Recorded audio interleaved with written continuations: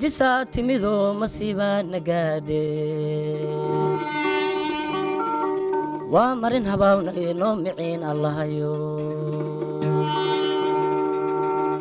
ummad yahay midnimo ummad yahay midnimo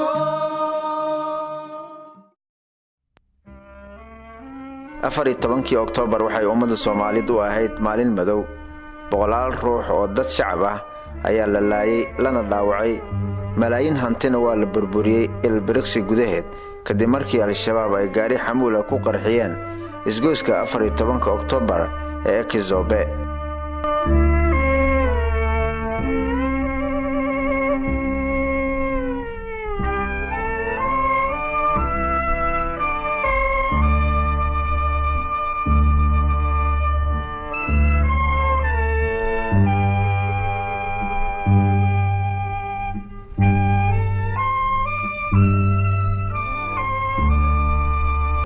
dadkii mashaqadaasi ku habsatay waxaa ka mid ahayd Najmo Umar Xasan oo ahayd hooyo leh 3 caruur ah oo aabahood horay loogu dilay fal argagixiso Bashiir Maxamuud Aadan waxa ay ehel dhow ahaayeen Najmo waxaana uu ahaa qofkii u dambeeyay ee isla hadlaan Najmo ka hor inta uusan qaraxaasi dhicin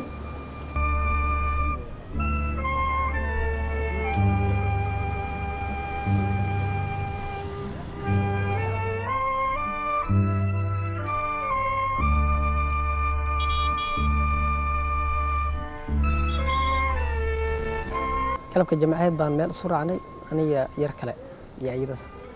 meel shiraan ka soo wada baxnay waa is soo raacnay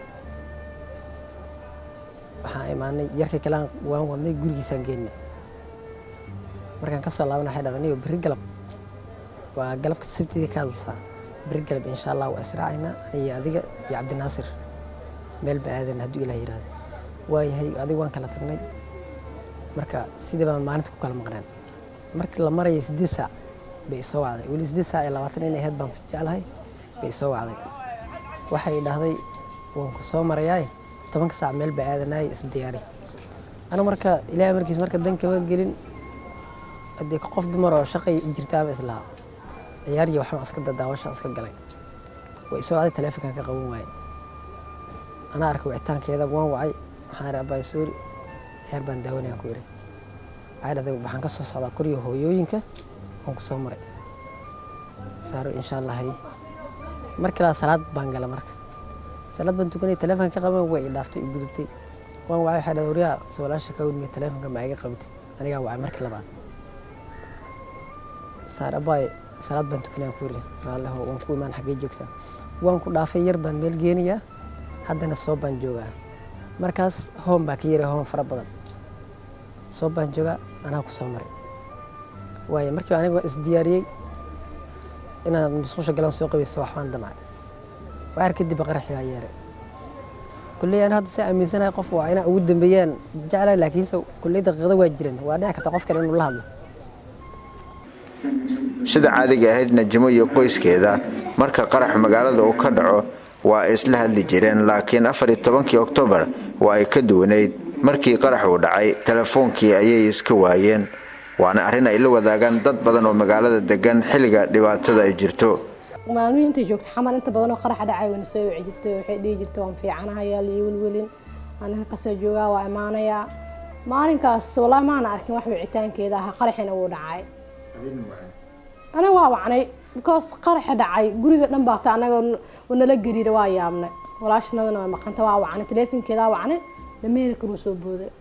soo America oo wahay yaa marka xaawacnay wiil noo imaan jiray xaawacnay wiilka waxa dhahan Najmo ma aragtay markaas wuxuu yiri ma arkin markuu qarax dhacay waa isoo wacday marka isoo wacday ani ida wada hadleeno oo hadalka ii wado uu qarax dhacu yiri kadib telefoonkeeda ma ku maqli karee ma ku maqlaayay beetriyada kadib telefoonkeeda baa saas qadku igula jirto telefoonkeeda ku go'a ما أنا وأنا آمنة because وحنا كوا آمنة أو قرح والبمركو دعوة نسوي عجلت أو قف كوجه رينا أنا وعن التلفون كان نسوي عجلت إيش طوان في أنا وهكذا جوجا هاي الإيول ولين والله وانا حني because qofka dhamaa oo meesha nagu haayay oo guriga aan wada xareysneen oo ilaahay ma ogey oo aadamo kale oo iyada ka shisheeyay is jirin haddana teleefankeeda aan weeyno lama heli karo leeyahay oo haddana wiilka uu dhahay markaa la hadlayay aniga qadka anoo isku jirno qarax dhacay kadib ma teleefankeeda war idin ku maqlayay igu wardambisay markaa wacay hor ka go'ay teleefankeena والله ما أنا كاس أنا مالا وعرنا ما نهيسن تلفون كده إلا هبين إن وكوعلني لما يلكر أنت سحالين أما مدارتها أنا وجرت ودي صدح روحنا كجونا وقبلها أنا كان يلمها أنا وقبر كله تما كاسنا رجوك تيجي مرتين أنا يوم بأسكول لعبان وبايسيحنا كم كرام محاد دعكر أنا لما تم دعكرتها أنا قرح سكوجت ملاقيها أنا أقول أنت صح على ذلك إن اللمبر كده ومركز تنكو عندنا سن مر إن دعاء سأقول علنا لما يلك راس إلا هبين كده نصوصها ما نصيحن هو يقول إذا واحد حنوصلنا مع المحاس وما نشيء وأنا قرح دعوة كقرن كوس حاسد أنا هو هذا أشيكتي هو بس يقرع معه أنا قد جوجنا وحكي قبان لا هذا ماشي هو يكذب على الله شيء هذانا مركا أنا سأقول جونا مركويل كم باكو علنا مركويل كلا إسكابلو برجع عند أحد كجرا وتجنا محاكود هنا نجو أوينينو بنانك وعررينو درس كأذن ماشي أنا باكن بديجنا سبوع ليه ورتيس باكن ديجنا باكن كيان تجنا حتى وكسوي نينك حوي عام يسوي يعني قال لا مقرب كيسوي حرين جفت intaas kadib qoyska Najmo waxa ay galeen baadi goob ku aadan gabadhooda la laayahay nasiib daro Najmo waxa ay ka mid noqotay dadkii lagu waayay nolol i geeri hase yeeshee geeri in lagu xisaabiyay qarxii 14 Oktoobar Najmo ka sokow saddexda caruur oo agoonta ay hooyo aabbo u ahayd waxa kale oo ku tiirsanaa hooyadeed iyo walaalaheed oo aydu u weyneed kuwaas maanta haysan meel ay u dunmaan oo ay u kulantay walaal la'aan iyo wax la'aan Hinda aadan siraad waa hooyada Najmo murugada iyo xanuunka ay ku reebtay geerida gabadheeda curudka ahayd ayaad ka dareemaysaa waana dareen waalid oo ubadkiisu waayay si degdeg ah ama si kedis ah gabadhii ugu weyneed oo ilmahay wixii aan dhalay ugu weyn bay ahayd maxay ahayd ayada sunbaan loo xamaali jirtay nafsadanada ayada maareen jirtay ilmahayga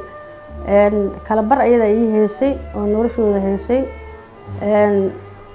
أنا لو عنق بس أبي إلى جرتي أو ودن كأسرها لو عنق بإلى جوكتي أنت كلا تأييدها هي سؤال كان كويس مركي أقول رئيسنا أنا مسكحة العادي هنا أسكت حياة عيو محيتي جريد لما فلان يقول نقطي صابت قفك يقول هنا علمي يقول إيساق عي أنا لها محيتي وتكون صندنتها أيام محيتي يجي تجي وهذنا أولادي يجي تجي الحمد لله رب العالمين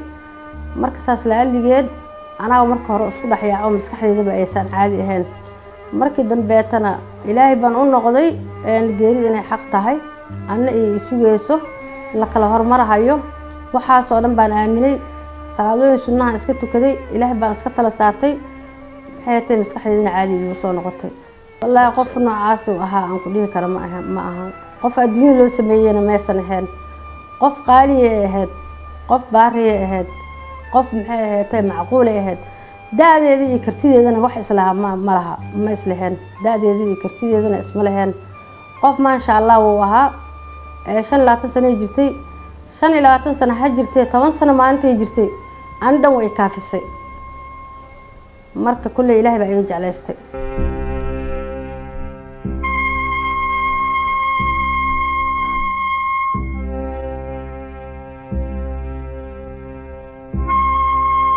boqolaalkii ruux al-shabaab ay ku xasuuqeen halkan Zoobe shakhsi kasta qoyskiisa iyo qaranka waxa uu lahaa ahmiyad gaar ah Najmo iyo kuwa kale oo badan oo dadkaasi kamid ah waxay ahaayeen sheekooyinkooda kuwa gaar ah maadaama ay ahayd hooyo korinaysa caruur agoon oo aabood hore ugu geeriyooday qarax argagixisnimo sidaas darteed ayayna u baahan tahay in ummadda loo soo bandhigo sheekooyinkaasi inta aan ku howlna diyaarinta warbixintan ka hadlaysa Allah u naxariista Najmo waxaan tagay hoygii ay deganeed Najmo oo qoyskeeda ay ku nool yihiin si aan u ogaado xaaladda qoyskaasi iyo Najmo taariikhdeeda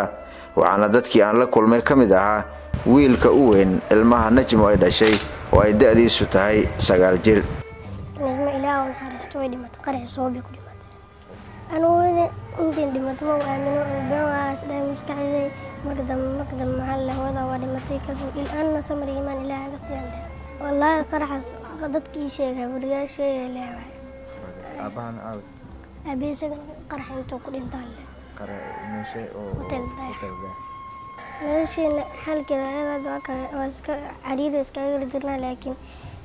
nolol maalmeedkeena iyo wixiina ilaahay intuu na siiyo duceysanayna.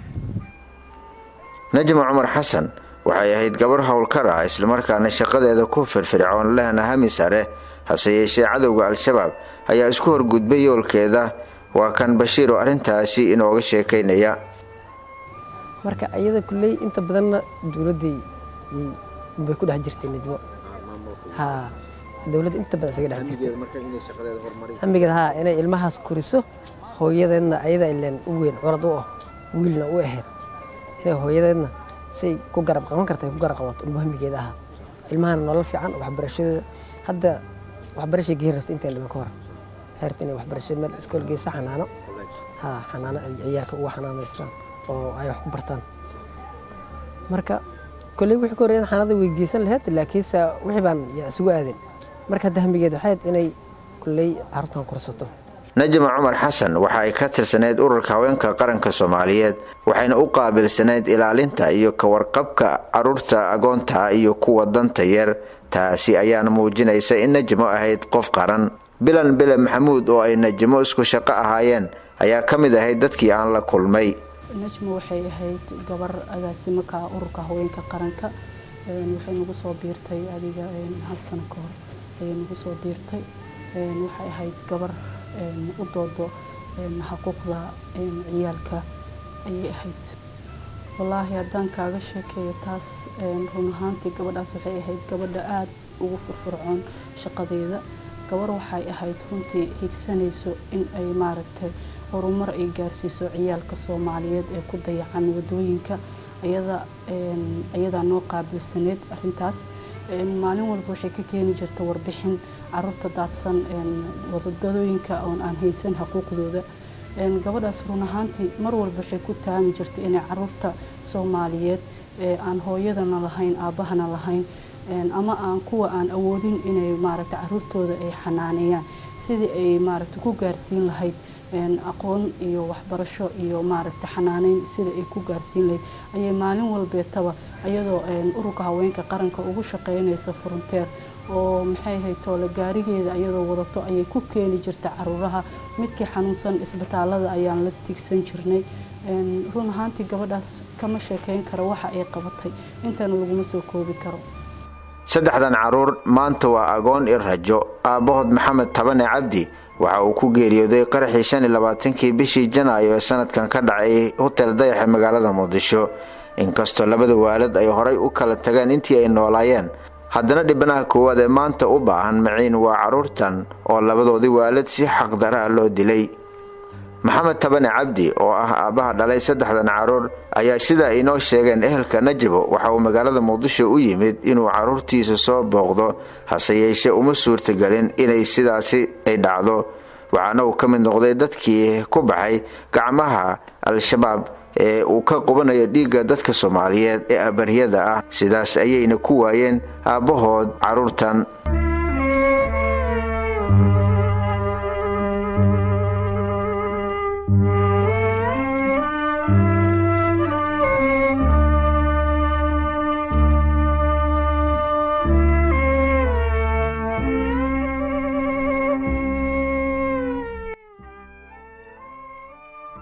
sagaal bilood kadib geeridii aabbahood maxamed tabane cabdi oo ku beegnayd 14kii bishii Oktoobar, sidoo kale waxa ay waayeen hooyadood oo ugu jirtay kaalintii labada waalid. waxayna noloshan ay ku hogan tahay hubanti la'aan mustaqbalka ilmahan ka mas'uula kooxda argagixisada al-shabaab oo aan tani u ahayn ugub oo ay horay u kala geeyeen weel iyo waalid iyo dad kale oo isjecel. najmo shaqadeeda ugu badan ayaa ahayd in ay daryeel siiso islamarkaana ay badbaadiso carruurta Soomaaliyeed ee ku dhibaataysan magaalada Muqdisho, laakiin musiibadii dhacday ayaa la tagtay rajadaasi. carruurtan ay gabadhaan xanaaneyn jirto carruurta Soomaaliyeed ah ayadina ay maanta noqotay carruurteedii gablan ay noqotay oo ay maaragtay hooyadii aabihiiba la waayay. waxaan leeyahay waa arrin runtii maaragtay taabasho leh. waxaan rajaynaynaa ururka haweenka qaranka haddaan nahay sida ay najmo u xanaaneyn jirtay carruurta Soomaaliyeed inaan carruurteeda u xanaaneyno oo si wada jir aan carruurteedii aan meel u gaarsiino haddii Ilaahay yiraahdo. farxaddii qoyska tii dadka isku shaqada ahaayeen dhammaan ummaddii ay u adeegi jirtay najmo alle ayaa ka oofsaday waxayna sababsatay ayadiiyo boqolaal kale oo shacaba oo aan jirin wax dembi oo loo beegsaday gacmo cadowtooyo oo gabal iyo dharaar guntiga dhiish ugu soo dhigtay gumaynta ummadda Soomaaliyeed ee muslimka ah